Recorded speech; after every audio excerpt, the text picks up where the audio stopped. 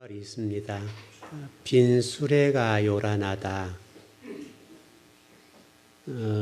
이 말은 어떤 사람에게 뭔가 들어있지 않다 그 말이잖아요. 이제 소리만 요란할 뿐이다. 그런 얘기죠. 여러분, 그 산을 지키는 나무는 우리가 생각하는 것처럼 쭉쭉 뻗어 있거나 그런 나무 같진 않아요. 산을 지키는 나무를 여러분 가만히 보시면 어떤 제목으로 쓸 수 없는 나무들인데 그 나무들이 산을 지켜요. 근데 그 나무들이 산을 지키고 이 강산을 푸르게 만들어준다고요. 그러니까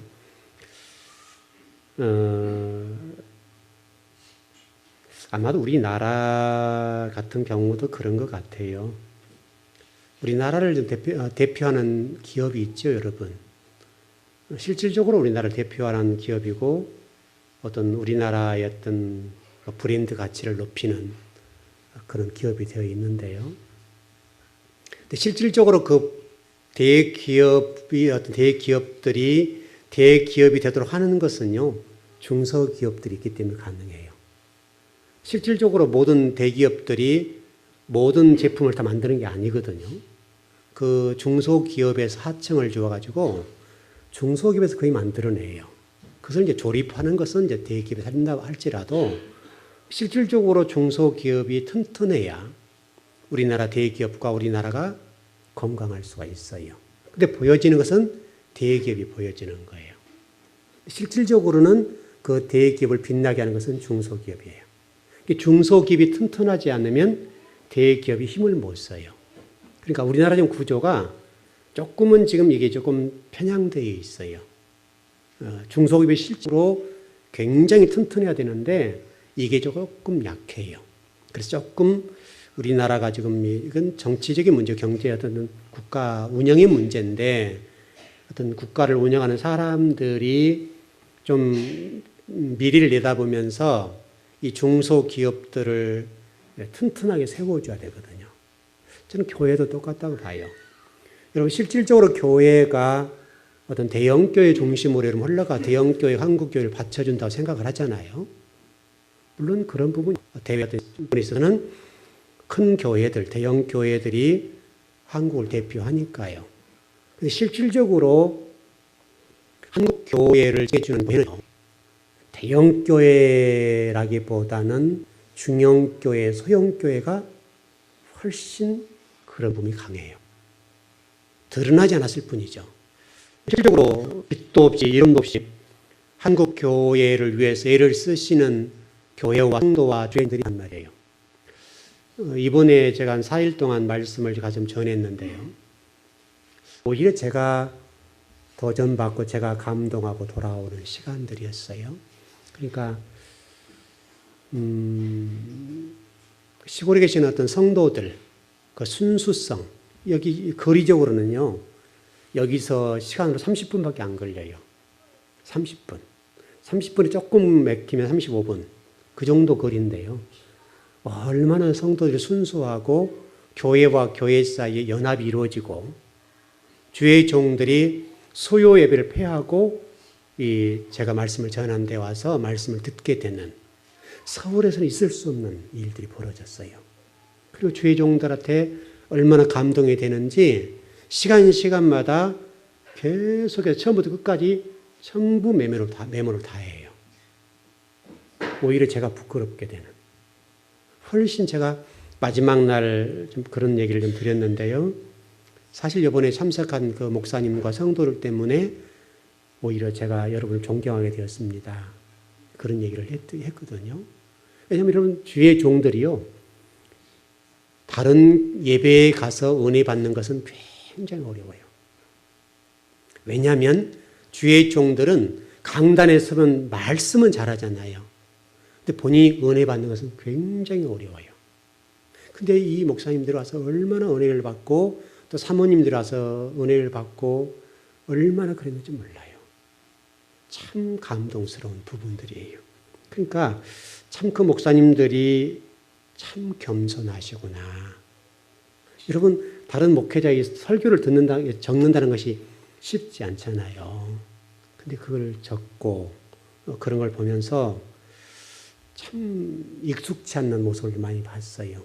그러니까 얼마나 한국 교회를 지탱하고 버팀목과 같은 교회들이 어떤 교회인가를 생각했을 때에 우리가 생각하는 그런 어떤 것들이 아니라 실질적으로 이름도 없고 빛도 없고 그런 목사님들, 그런 성도들, 그분들이라고 하는 것이 밝혀졌어요. 너무나 좋았어요. 바로 저런 어떤 목사님들이 계시기 때문에 한국 교회가 이 정도라도 건강히 세워져 가고 있구나. 여러분, 자기 본재단의 예배를 폐하고 여러분 간단히 쉽습니까? 저도 여기 어떤 주변의 교회가 그런 사경을 한다고 한다면 우리 본재단 예배를 파하고 갈 수 있냐고요? 어려울 거예요. 근데 정말 그 교회들은 몇 교회가 본 예배를 폐하고 시간마다 참석한 건 물론이고 수요 예배 같은 경우 또 오후 예배도 마찬가지인데요. 오셔가 예배를 드리는데 너무나 감동스러웠어요. 그리고 그 백석중앙교회가 이번 어떤 말씀 사경의 기간 동안에 38년 역사에 최초로 교회가 가득 채워졌어요. 여러분 기적이죠. 정말 얼마나 그동안에 어떤 말씀을 사모하고 말씀에 대한 갈급함이 있었는지에 대해서 알게 되는 시간이에요. 우리 교회 성도들 좀 가보셨는데 여러분 가보셨으니 알잖아요. 여러분들이 얼마나 영적 혜택을 받고 있는가에 대해서 아시잖아요. 얼마나 그 성도들이 지금 시대적으로 뒤져 있고 말씀의 이 거리감이랄까요? 얼마나 뒤져 있는지. 여러분들은 지금 얼마나 하나님 말씀을 듣는 것 그것 때문에 복된 성도인가? 아마 여러분 가셨던 분들은 아실 거예요. 일단 성도들 보면 알잖아요. 또 찬양이 나오는 거 보면 금방 안단 말이죠. 그러니까 여러분들은 정말 복된 분들이에요. 그 성도는 근데 그거 가지고도 열심히 일을 해요. 우리보다 20년, 30년이 뒤져 있는데요. 그런 말씀 먹고도 예배 어떤 신앙생활을 하는데 그 성도들이 얼마나 열심히 하는지 몰라요. 여자 집사님들이 차량을 운전하고 또 와서 이것저것 굳은 일들을 다 하고 얼마나 열심히 하는지요. 오히려 그 교회들이 건강하게 보였어요. 다만 우리 주의 종들이 조금 좀 공부하고 준비한다면 얼마나 좋을까. 아마도 이번에 그런 어떤 도전이 좀 있을 것 같아요. 자, 여러분 오늘 우리가 지금 공부할 교회가 그런 교회예요. 소아시 7교회 가운데 오늘 빌라델피아 교회를 공부해요. 이 빌라델피아 교회라고 하는 교회는 이 소아시아 7교회 또 도시적인 입장인데 이 빌라델피아 교회는요. 다른 도시보다 다른 어떤 교회나 도시보다도 훨씬 열악한 동네예요. 도시예요. 또 교회예요. 바로 오늘 이 빌라델피아 교회가 유명한 어떤 도시에 있는 그런 교회가 아니란 말이에요. 좀 먼저 우리 좀 배경을 조금 공부해 볼게요. 왜냐하면 이런 배경을 잘 아셔야 이 교회를 공부하는 데 도움이 돼요. 이 빌라델피아 지역이라는 지역은요. 어떤 지역이냐면 지진으로 유명한 어떤 도시예요. 지진이 굉장히 많이 일어났던 도시예요. 지진이 많이 일어났으니까 얼마나 그동안에 많은 어려움이 있었겠어요. 그래 이 빌라델피아라는 교회는 사대라는 이 도시에서부터서 30마일이니까 1마일 1.6km죠. 1.6km니까 48km 정도. 48km 정도 떨어져 있는. 사대라는 교회에서 48km 정도 떨어져 있는 도시예요. 그 도시가 바로 이 지금 빌라델피아라는 도시인데 이 도시는 어떻게 세워졌는가 하면 유메네스 2세와 그의 동생 아타로스 필라델부스라고 하는 형제에 의해서 빌라델피아 도시라는 도시가 세워졌어요. 형제에 의해서 세워졌다. 형제에 의해서. 그리고요. 이 도시의 이름은 두 형제 간의 사랑을 기념하기 위해서 붙여진 이름이 빌라델피아라는 도시예요. 또 하나는 이 빌라델피아라는 이 도시는요. 버가모, 사대 이런 어떤 도시에 비해서 땅이 비옥한 땅이에요. 굉장히 비옥했어요. 이 비옥이라고 하는 것이 그냥 비옥한 게 아니라 지진과 이런 걸 통해서 이 도시가 비옥한 땅이 됐어요. 그러니까 예를 들면 우리가 어떤 어려운 일을 겪으면 그 어려운 일에 매달리지 않습니까, 여러분? 근데 하나님은 그 어려움을 통해서 이 땅들을요, 비옥하게 만들어 놓으셨어요. 그러니까 어려움이 복이 된 거예요. 그러니까 하나님의 역사는 우리 인간이 보기에는 당장 이해가 안 되는 부분들이지만은 이 지진을 통해서 수많은 재산적인 손실, 또 여러 가지 어려움이 많이 있지 않았겠어요? 인명피해, 재산상의 피해가 많았을 거라고요. 그럼에도 불구하고 이 지진이 이 땅들을 비옥한 도시로 만들어버렸어요. 제가 오래전에 설교할 때 이런 설교를 했던 것 같아요. 여러분, 여름에 그 태풍이 불면 있잖아요. 태풍이 불면 어때요, 여러분? 이런 나무들이 무너지고 차량이 파손되고 집들이 무너지고 또는 해풍이 부니까 수많은 배들이 난파되고 전복되고 이런 사건이 벌어지잖아요. 또 이 일 때문에 인명피해가 얼마나 많이 나요. 많은 사람들이 피해를 본다고요. 재산상, 인명상 많은 손실이 있어요. 그런데 여러분, 이 강한 태풍 때문에 바다가 뒤집어져요. 여러분, 우리 인간이 돈을 들여서 바다를 뒤집는다 생각해 보세요. 할 수 없어요. 근데 이 태풍이 해를 일으키면서 바다를 뒤집어버리는데 이게 뭐 하는 줄 아세요? 바다를 살려내는 거예요. 그러니까 우리 인간이 상상할 수 없는 천문학적인 돈을 들여야 가능한 일들을 태풍이 불어서 바다를 뒤집어주니까 바다가 살아나는 거예요. 그래서 뻘이 살아나고 어떤 고기들이 살아나고, 여러분 그것 때문에 우리가 좋은 생선을 먹잖아요. 바로 어떤 일정 부분에 어떤 어려움은 있는데 그 일정 부분 어려운 일들 때문에 바다가 사는 거예요, 여러분. 바로 똑같은 거예요. 이 빌라델비아 도시는 지진 때문에 많은 인명 어떤 상해 또는 재산상의 손실이 있었어요. 그런데 장기적으로 봤을 때는 이 지진을 통해서 하나님께서는 이 빌라델비아 도시라는 도시의 땅을 비옥하게 만들어가지고요, 풍작을 이룰 수 있도록 그렇게 하나님 역사하셨다는 거예요. 이게 바로 하나님의 역사예요. 굉장히 중요한 것들이에요. 또 특별히 이 지금 빌라델비아 어떤 지역은 무역의 교차로가 되었어요. 무역의 교차가 되어서 많은 상인이 오고 가고 돈이 오고 가는 그런 도시로 만들었어요. 그 당대의 역사가라고 할 수 있는 스트라보라는 사람이 글을 좀 이렇게 기록해 놨는데 이런 글을 써놨어요. 이 빌라델비아라는 이 도시는 건물을 지을 때에 안전하게 지어야 된다. 왜냐하면 지진이 많이 일어났으니까. 그래서 우리 여러분 일본이 지진 많이 일어나니까 여러분 건물이 안전하게 짓잖아요. 이게 지진에 대비해서 건물을 이렇게 움직이게 만들어 놓잖아요. 그런 거랑 똑같다고요. 빌라델비아 사람들이 이런 것들 때문에 건물을 안전하게 지탱할 수가 없으니까 그게 발달되었다 그 말이죠. 여러분 그 어떤 주어진 일들이 어려운 일들이 오히려 복이 된 것이죠.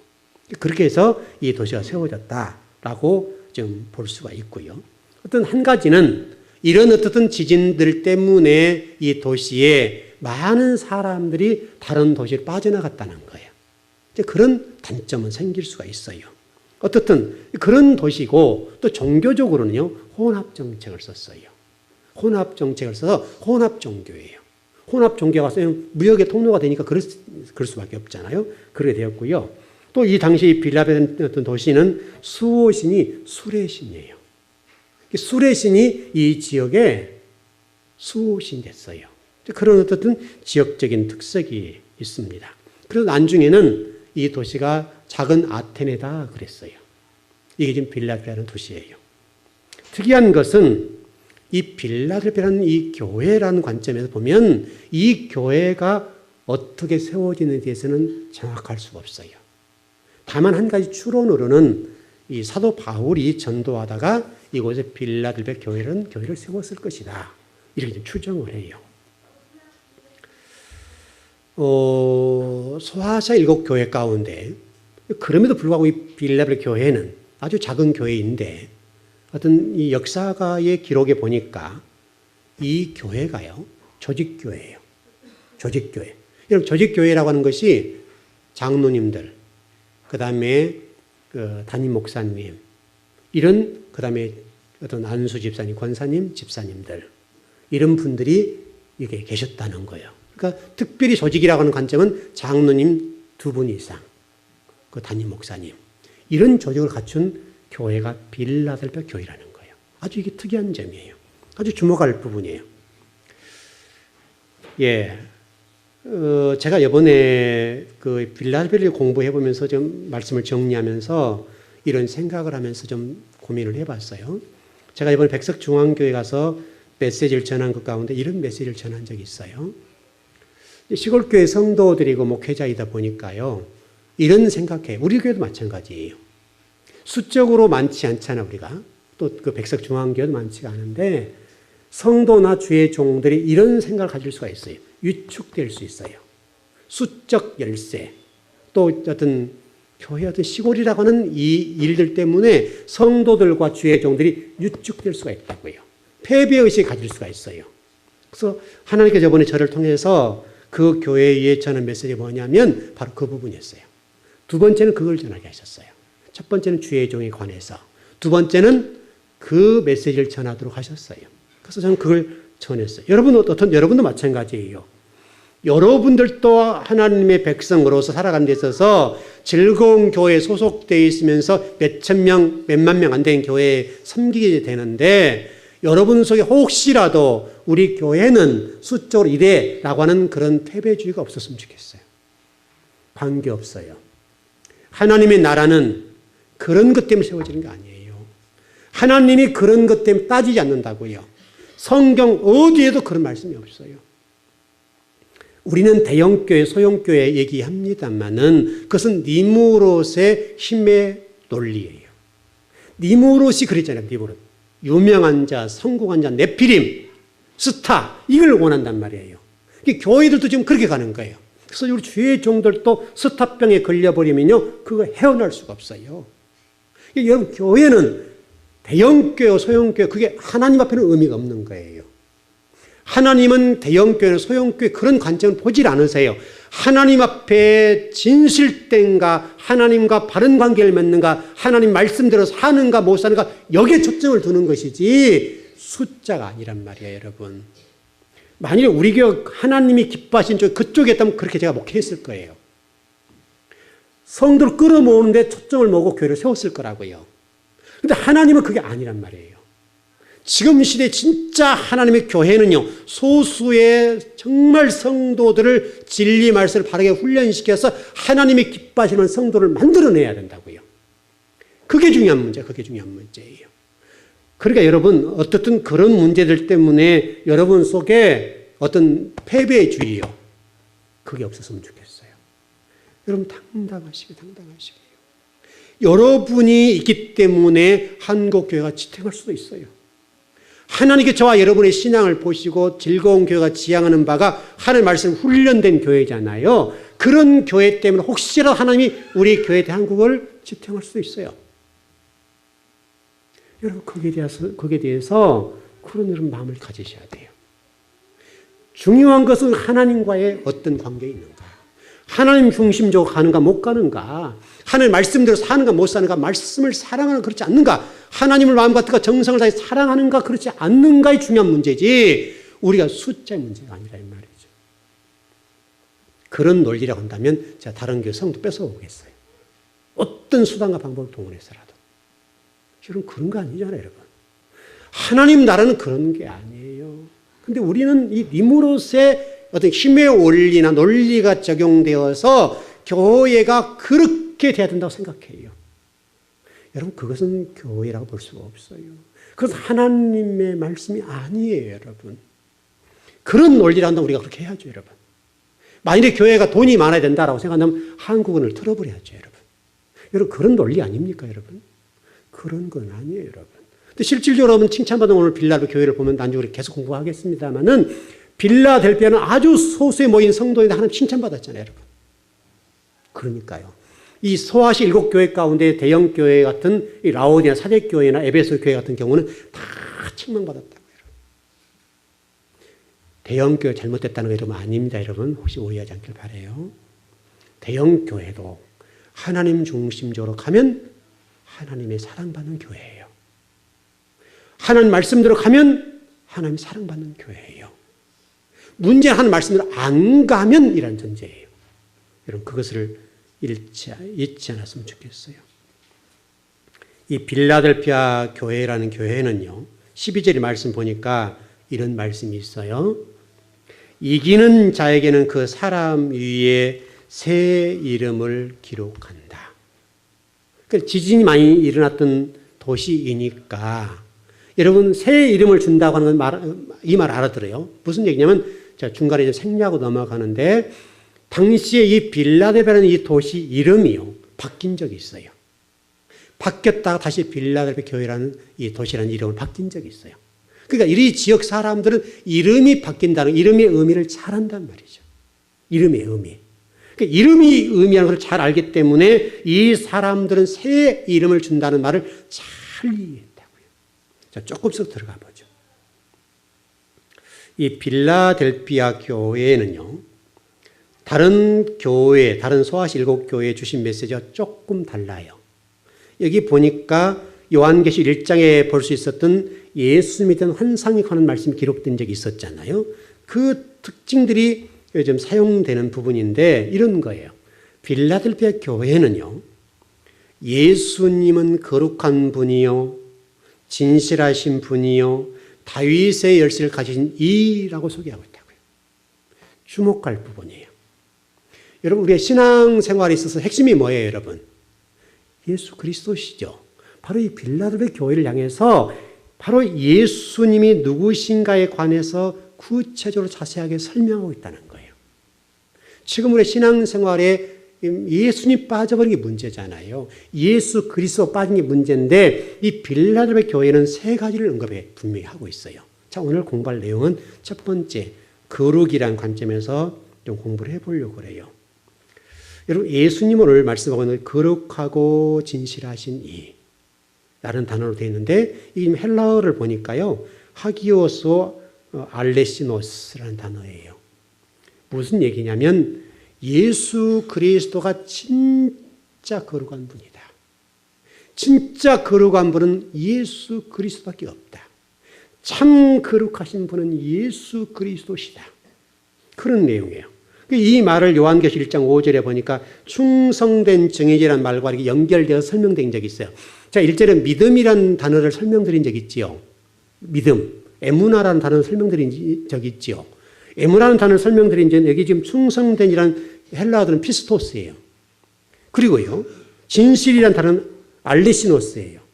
그러니까 이 알레시노스라는 진실함과 충성됨이라는 부분과 어떤 특성적으로 동일해요. 이 예수 그리스도 관련된 부분들이. 근데 여기서 거룩하신 이라고 하는 요한계시 1장 5절의 말씀들을 발전시킨 내용이 오늘 본문이에요. 그래서 거룩하고 진실하다라고 하는 것은 일반적으로 사람한테 표현할 수 없는 단어예요. 제가 이 거룩이라는 단어를 쭉 좀 들어가 보니까요. 이렇게 해놓은 단어가 있어요. 뜻서 풀이로. 거룩이라는 단어는 다 알 수 없다. 참 저는 이게 진실하다 봤어요. 거룩이라는 말은 언어적으로 표현할 수 있죠, 여러분. 표현할 수가 있는데 이 거룩이라는 단어는 우리 인간의 언어로는 다 표현할 수가 없다. 뜻풀이할 수 없다는 거예요. 자, 이렇게 생각하면 되죠. 여러분 하나님에 대해서 우리가 뜻풀이 한다고 하면 다 표현할 수 있어요, 없어요? 없죠, 여러분. 왜요? 우리 인간의 지성의 한계, 지식의 한계. 그 지식의 한계 때문에 하나님이 어떤 분인가를 적는다면 100이면 100이 거의 다 달라요. 물론 한교의 공부하면 비슷하게 나오겠지만은 하나님이 누구신가라고 했을 때 다 알 수가 없다고요. 왜? 인간의 언어로는 풀 수가 없어요. 마치 거룩이라는 단어도 인간이 뜻풀이로 정리해 본다고 한다면 다 풀어낼 수가 없는 단어예요. 그래서 저는 이 어떤 공부를 해보면서 거룩이라는 단어가 실질적으로 다 뜻을 해석할 수가 없다. 이 말이 저는 옳다고 봤어요. 여러분 모르는 것이 맞는 거죠, 여러분. 인간이 모른다라고 하는 것은 그게 맞는 거예요. 성경을 풀어나갈 때 여러분 성경으로 다 이해할 수 있어요? 없어요? 다 못해요. 다 모르는 것이 답이에요. 하나님을 다 모르는 것이 답이에요. 성경을 다 모르는 게 답이란 말이죠. 우리가 신천신지를 다 알 수 있어요? 몰라요? 다 몰라요. 모르는 게 정답이에요. 그래서 거룩이라는 단어도 바로 거룩하신 이라고 설명은 되어 있습니다만은 헬라어로 쭉 제가 공부를 해보니까 그래서 풀어놓은 것이 다 해석할 수가 없다. 참 저는 그게 공감이 갔어요. 여러분 예수님은 바로 그런 분이에요. 예수님을 다 할 수 없는 그런 분이란 말이죠. 그게 정답이에요. 정답인데 여러분 이것을 어떤 도덕적으로나 윤리적으로 풀어서는 안 되고요. 하나님과 하늘 개념으로 정리해서 예수님을 여러분 이해하시면 돼요. 우리는 예수님을 다 할 수가 없다. 왜? 그분은 아버지니까. 그분 하나님이시니까. 그렇게 좀 정리를 했으면 좋겠어요. 어떻든 그렇게 좀 정리를 했으면 좋겠는데 분명한 것은 구약시대의 거룩이라는 단어는요. 하나님의 이름 칭호를 한 데 사용하고요. 신약시대의 이 거룩이라는 단어는 예수님을 칭호하는 데 사용하고 있다는 거예요. 곧 이 말은 예수 그리스도가 누구시라는 거예요. 하나님 아버지시다. 그 말이에요, 여러분. 여러분 그것만 오늘 이해하면 돼요. 예수 그리스도는 하나님 아버지시다. 그게 중요한 거예요.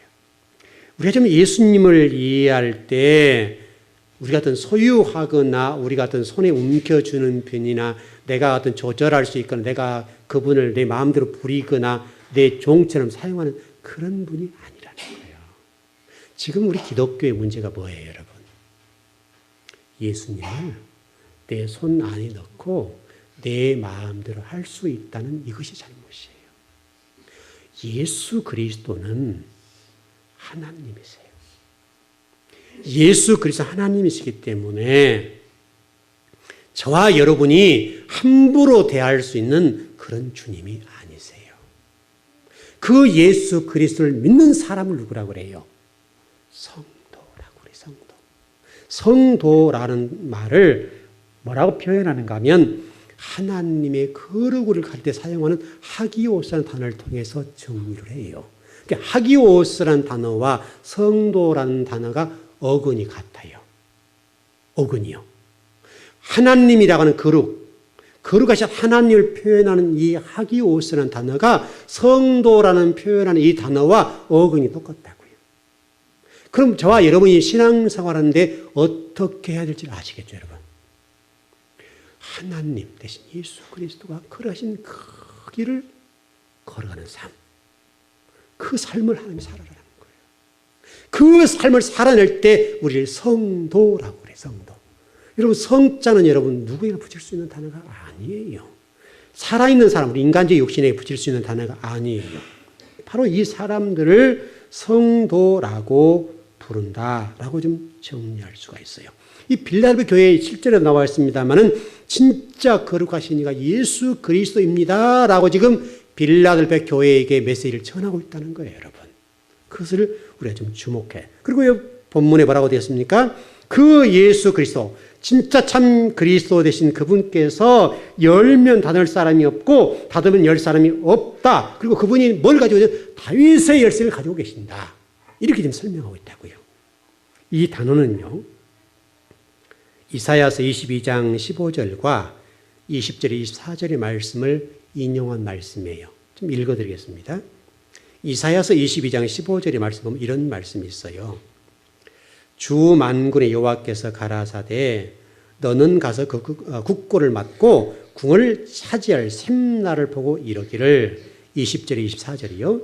그날에 내가 힐기의 아들 내 종 엘리야김을 불러 내 옷을 입히며 내 띠를 그에게 띄워 힘 있게 하고 내 정권을 그의 손에 맡기리니 그가 예루살렘 거민과 유다 아비가 될 것이며 내가 또 다윗의 집 열쇠를 그의 어깨에 두리니 그가 열면 닫을 자가 없겠고 닫으면 열 자가 없으리라.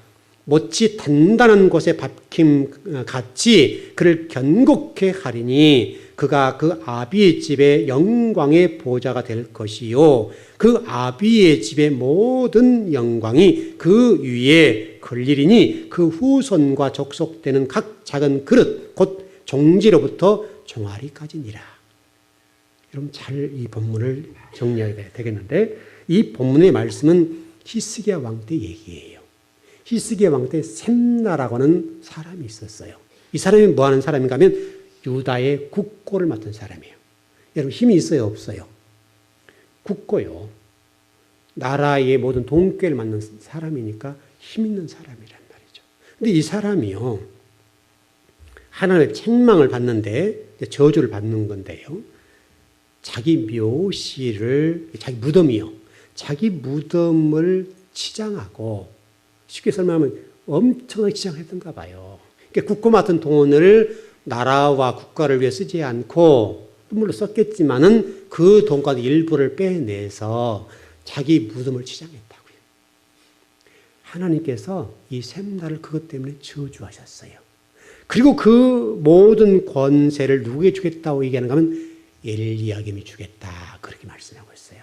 근데 여기서 엘리야김이라고 등장합니다만 실질적으로는 이 엘리야김이라고 하는 부분은 사람에 관련된 부분입니다만은 실질적으로 메시아 대신 예수 그리스도를 예표하는 거예요. 그래서 메시아 대신 예수 그리스도에게 그 모든 권한을 주겠다라고 설명하면서 그가 문을 열면 닫을 사람이 없고 닫으면 열 사람이 없다. 그 다윗의 열쇠를 가지신 분이 엘리야김이다라고 설명하는 것은 곧 오늘 요한계시록 말씀 나와 있는 것처럼 예수 그리스도를 설명하는 말씀이에요. 그분이 우리의 주님이라 그 말이에요. 그러면서 이 21절에 보니까 그 엘리야김을 내 종이라고 설명하잖아요. 바로 그와 관련되어 있고 옷과 띠라고 하는 개념들이 나와 있는데 여러분 아담과 하와가 벌거벗을 때 하나님께서 가서 가죽 옷을 입혀주셨죠. 그런 개념으로 지금 등장하는 거예요. 그러니까 옷과 띠를 입혀준다라고 되어 있는 건데 여러분 에베소서 6장에 보기에는 전신갑주 나와 있죠. 여러분 전신갑주가 뭐예요 여러분? 전신갑주. 내가 열심히 기도해서 성령의 충만을 받고 내가 능력받아 어떤 하나님 나라와 어떤 일을 해야 되고 또 뭐죠? 사탄으로부터 내가 보호받아야 된다 이런 논리가 아니잖아요. 우리가 어떻게 이해하는지 모르겠는데 전신갑주라고 하는 것은 내가 열심히 기도 영적으로 깨어나고 성령 충만해서 사탄을 물리칠 능력을 받아야 된다 이렇게 이해하는 말씀이 아니라요. 그 전신갑주가 누구시냐면 예수 그리스도다 그 얘기예요. 예수 그리스도로 덧입어야 된다 그 말이에요 여러분. 예수 그리스도 덧입으면 저와 여러분이 그 어떤 권세 앞에도 당당히 설 수 있다 그 말이에요. 여러분 이렇게 좀 정리해 보죠. 여러분 마귀가 여러분을 건드릴 수 있어요 없어요?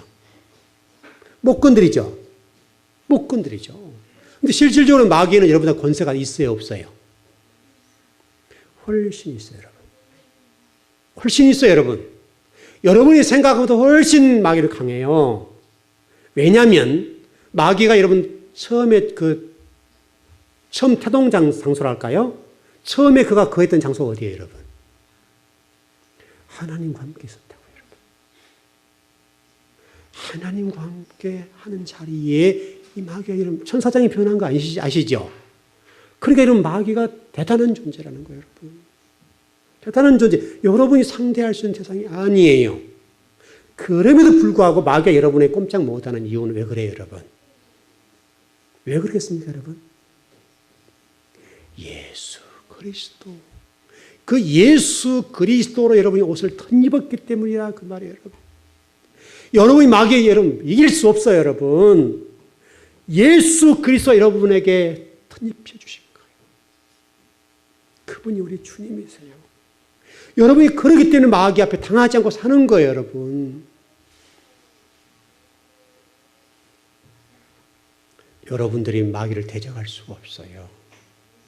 예수 그리스도만 가능해요. 그래서 여러분 예수님이 어떤 분이에요? 예수님만이 복음이시고 구원이시잖아요. 내가 길이요 진리요 생명이다. 예수님께서 길이요 진리요 생명이세요. 그분이 저와 여러분의 구원자세요. 그분이 저와 여러분의 유일한 구원자시라고요. 그분만이 길이세요. 그분이 우리의 주인이세요. 우리를 보호하신 분이에요 여러분. 그래서 여러분 당당하셔야 돼요. 당당하셔야 돼요. 당당하셔야 된다고요. 바로 여러분 21절 말씀 보니까 엘리야에게 그 전권을 맡긴다라고 되어 있다고. 맡긴다. 그 예수 그리스도가 그 모든 권한을 가지고 있는 거예요. 이사야서 9장 6절 7절 말씀 보게 되면 그 하나님께서 예수 그리스도에게 뭐를 주셨는가 하면 평강의 왕이라고 하는 직책을 주시고요. 그분이 만군의 여호와의 열심히 가지고 공의와 정의를 가지고 계신 분이에요. 그분이 예수 그리스도시에요. 바로 이 빌라델비아 교회에게 그 부분이에요. 그 부분. 보잘것없고 힘없고 나약한 이 빌라델비아 교회에게 또 어떤 물질적으로 풍족하지 않는 그런 어떤 교회였단 말이죠. 그런데 그 하나님께서 이 빌라델비아 교회를 말씀하시면서 내가 너희를 철장 권세를 가진 그 예수 그리스도께서 너희들에게 닫으면 열 사람이 없고 열면 닫을 사람이 없는 그 권세와 능력을 부어주겠다. 그렇게 말씀하셨다는 거예요. 여러분 한 주간 동안 세상 속에 사시면서 혹시라도 세상 사람들이 가지고 있는 권세 앞에 또 세상 사람이 가지고 있는 물질 앞에 명예 앞에 여러분의 초라함을 보지 않으셨나요?